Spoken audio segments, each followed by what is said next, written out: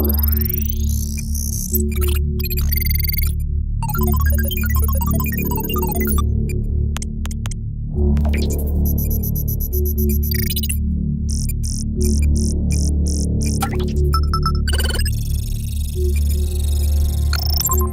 is an open letter to the former media. I know that this has been a very trying time for you lately. Your pundits and pollsters failed you. Your preferred political party failed you. Your panels of similarly minded media and movie star personalities failed you. The candidate you hated and actively campaigned against won. And now he treats you like you hated and actively campaigned against him. Why the nerve? The candidate you openly and totally supported lost the election, even with a massive popular vote win in California. A side note, that last point about California, yeah, that's the very reason that there is an electoral college. We're the United States of America, not the Republic of California and the unincorporated boonies. Get over it. You know, you once took pride in being the media, but petty whining about the electoral college and the popular vote, really? Here's the inconvenient truth. This is why you are no longer the media. I and millions of other Americans have watched with utter delight as you spun and spun, predicting that Trump could never win, had no chance, could not possibly get to 270 electoral votes. I believe Mr. Trump will not be president. I don't think he'll end up being president of the United States. Will he win the general election? I don't believe so, no. I don't think there's any way that Donald Trump gets elected president of the United States. Tomorrow night, I think when Hillary Clinton wins, that Donald Trump will have lost this election from the very first day he announced. Clinton has 274 in the lean Republican or solid Republican, so something has to flip.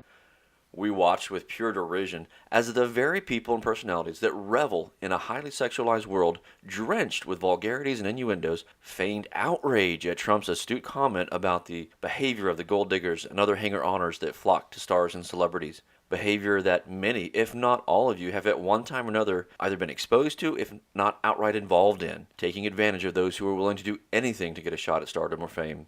The more you repeated it, the more you tried to make political hay out of it, the more ridiculous you made yourselves appear.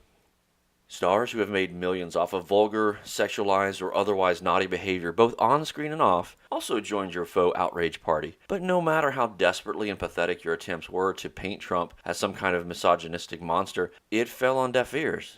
Because we witnessed that, and so much more, from you, every day for years on end. Now, after all the scandals and sensationalism that oozes constantly from our TVs, tablets, and smartphones, thanks to you and the Hollywood celebrities, now you want us to be outraged that Trump commented on the reality of that world? Seriously?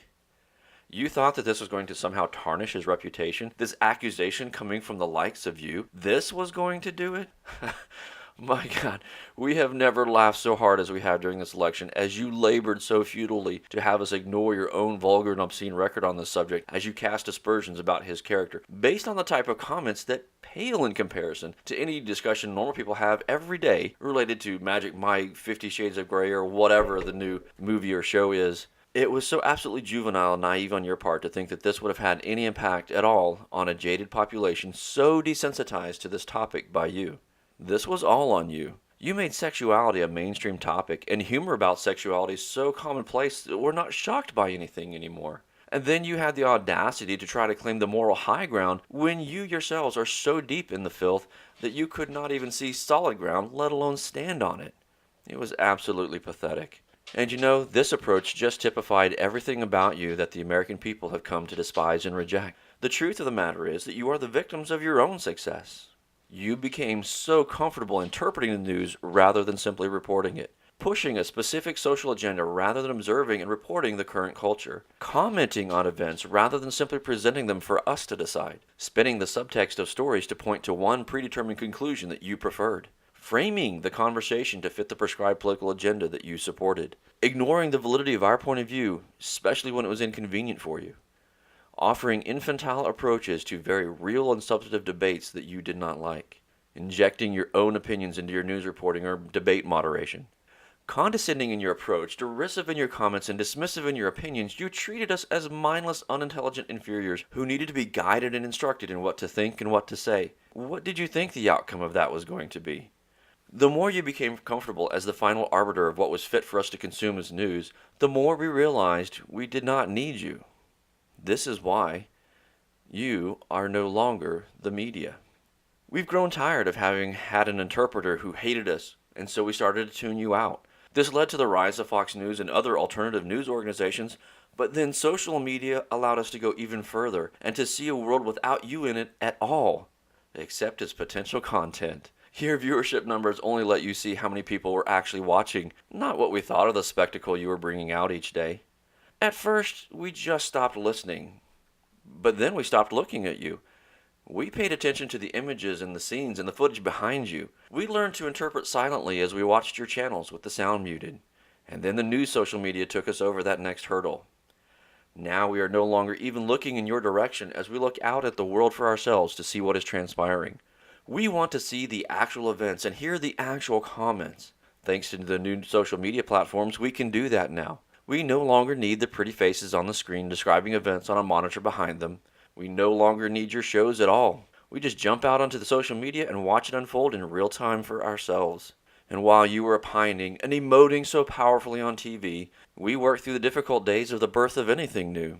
We dealt with the spammers, the faux news sites, and the time-wasting advertisers. We learned to recognize fake content and often pass it around as a joke with each other just to laugh and also to help others learn how stupid the efforts of these clowns really were. Yes, we aged lifetimes online while you were still trying to figure out if paywalls were effective or not. We were developing relationships with strangers on the other side of the globe in real time while you were busy planning your next show taping. Our world became instantaneous, and you were still trying to get us to tune in hours after an event had happened to get your preferred spin on things. In fact, we would often have already figured out what your spin was going to be and answered it in forums and hashtags before you even got the chance to come up with a unified message. Yes, we were responding to you before you even spoke. You had become that predictable. You were already a dead format and you did not even know it. Let's take the debates as an example. The public already knew what each person was going to say. We knew what the questions were going to be like. We knew how you would behave on screen and off during the debates. So it was like watching a rerun each debate night. We were really watching just to get the next series of memes ready to fire off. We were so fast that even before you went to commercial, we were flooding the net with new versions complete with video clips of our favorite parts. This is the world you cannot control. The news is no longer your sole domain. You do not get to decide what we hear or what we see. You do not get to interpret it for us, and you do not get to silence the opposition. This is why you are no longer the media. You are now just part of the story. We are the media. We are producing our own shows and content, and so we now watch as you become the very thing you once feared, a censor, a bully, and a tyrannical, hate-filled specter. You once feared being censored and silenced by the conservatives, yet they never did any of that. They simply stood back as we gave you all the rope you needed to hang your tarnished reputations up high for all to see what you had become. As this new world of media has replaced the old, you are the dinosaurs watching the meteorite streaking across the sky and not realizing you are already history. So you see the new media as being fake media, but be careful, you are calling us, the average ordinary people, fake. You are not just deriding and attacking conservative politicians and their supporting organizations, you are accusing us, the people, the everyday Joes, of being fake, of being stupid, of being unable to discern truth from lie. You try to silence us and disparage our freedom and liberty of speech and press. This is why you are no longer the media. We recognize it for what it is, this futile attempt of yours to salvage your reputation, your lofty perch above the huddled masses. We know you are simply going through the death throes that all massive creatures endure in their last tragic minutes. We produce better content than you, faster than you, and more accurately than you. And it's real. It's us, and it's now. We allow for real debate and discussion and truly appreciate all of our differences, but we do not hide behind politically correct speech anymore. We're real, we're gritty, we're in your face, and we love the vitality of news happening for us instantaneously around the globe. We are free of your shackles on our thoughts, free of your restraints on our view of the world, and free of you. This is why you are no longer the media. You have no power here now. There was once a time when you mattered, when you meant something. There was a time when a journalist was something special and unique. It had a special honor and a beauty about it, but you squandered that. You sold your souls for collectivist political favor. You sold your pen for petty ratings. You sold your thoughts for pointless accolades. You sold your golden microphone for petty cash. And now, here, at the end of all your past glories, you only have yourselves to blame. It was not the new media that destroyed you. It was your own lack of character, your inability to present truth untarnished and unfiltered. The very moment we found a medium to obtain that untarnished, unfiltered truth without you, we became the new media. The new media is life unfiltered. This is why you are no longer the media.